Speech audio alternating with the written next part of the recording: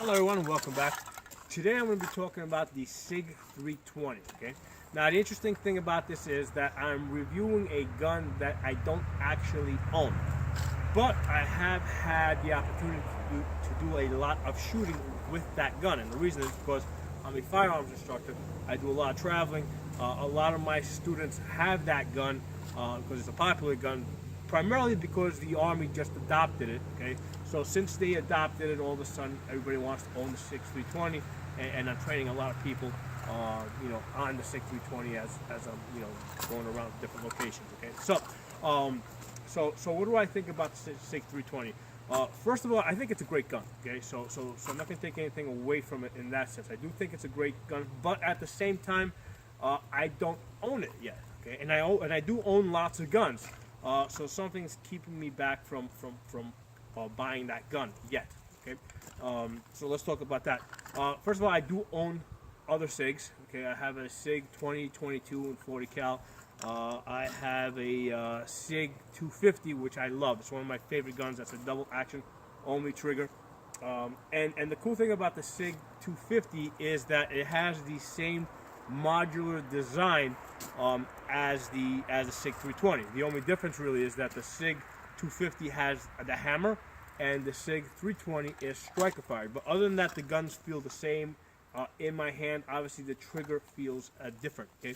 Now, I do like the trigger of the SIG 320 specifically as a target gun. Okay. And the trigger of the 320 is very similar to the trigger on my XD. Okay. On my Springfield XD. It's a very, I did notice that early on that they did have a lot of similarity in the way that the trigger squeezes and where the break point is and so forth. So I do like that trigger for target shooting purposes. I'm not crazy about the idea of carrying that gun, in a holster all day. First of all, it's a very large gun. Secondly, it's a very light trigger pull, that's why I prefer, for carry purposes, I prefer either double action only or double action, single action. But I do recognize that a lot of people like striker fired guns for everyday carry, and that's fine, as long as it's in a good solid holster, a Kydex holster with the trigger guard covered. That's fine. Okay, but I personally don't like carrying that kind of gun. So that's one issue. I find that it's a great trigger for target shooting. I personally do not feel comfortable. I feel comfortable. It's not a gun that I want to carry every day. That's my personal thing. Okay. But still, why haven't I bought that gun yet? Because I obviously have a ton of other guns. Why wouldn't I want this gun in my collection? Okay. And I do want it. But not at $700, okay, or $650, because right now you're paying somewhere between $650 and $700, out the door for that gun. And I do, like I said, I do own the SIG 250, which I think goes for somewhere around $400 if you buy it new, okay. And I bought it cheaper than that, but let's say $400, let's say $450. You're definitely going to pay under $500, okay. And there's, like I said, if anything, the SIG 250 should be more expensive than the SIG 320 because the SIG 250 has the hammer. It probably has more parts because of that hammer. So I would think that the SIG, I would think that the SIG 250 should be more expensive. So basically, if they're selling, SIG 250s for well under $500, then a SIG 320. Logically should also be in that price range, if not a little cheaper. Okay, so I think that the gun is overpriced. That's really the reason why I have not bought it yet. And I also feel that I have a ton of striker fired guns anyway. I got freaking Glocks. I mean, I got XDs. I have the Smith & Wesson. I mean, I have striker fired guns. So yes, I will probably get it at some point, but I'm not in a rush to go get it. Because it really is not. It's not going to add that much more to my, to my collection. Okay. The only other reason why I don't have the SIG 320, or I'm not as hot about getting it sooner, rather than later. You know, one of the benefits of the gun is its modularity. The fact that you're able to take the gun, you know, strip it down to its chassis, and you know, they say you can change the frame, change the barrel, change this, change that, you know, change the calibers, change all that.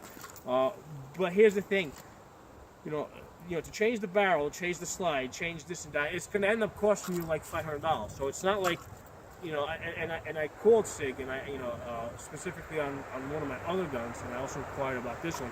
You know, I said, what would it cost to convert the gun from this caliber to that caliber? And so, you know, it basically comes out to somewhere around $500. Okay, so basically you're paying $700 for a gun to buy the whole thing, and then you basically, in order to convert it to another caliber, you're going to end up spending $500. So you're only saving $200. So, you know, to me, that's not a big incentive. I mean, if it was only going to cost me $100 to get another barrel and get the slide, and basically, if it was only going to cost me $100 to convert it to different calibers, then yeah, it makes a lot of sense to me. You know, I would probably run out tomorrow and, you know what, here, take the $700.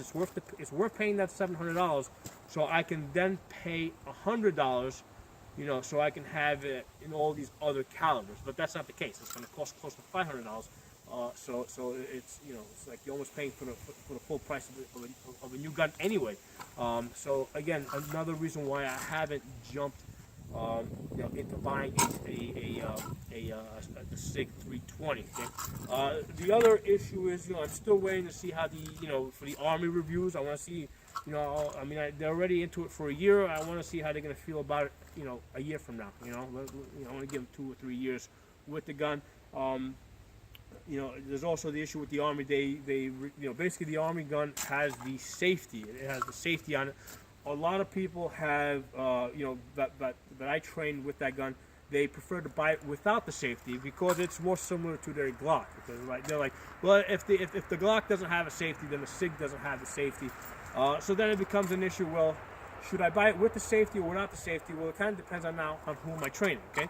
You know, am I training, you know, future Army guys that I need to train with the safety, or am I training civilians that, you know, want a more Glock-like SIG that don't want the safety? So now it's like a question, like I almost got to buy 2 guns.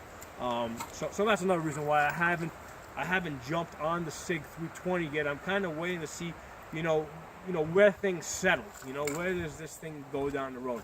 You know, if the price comes down to a point where, you know, to the point that I think it should be at, you know, where the gun is selling for around $400 to $450, you know, at that point, hell, I'll buy 2 of them. I'll buy one with a safety, one without a safety. You know, but they're nowhere near that yet. So there are my thoughts on the SIG 320. See you guys next time.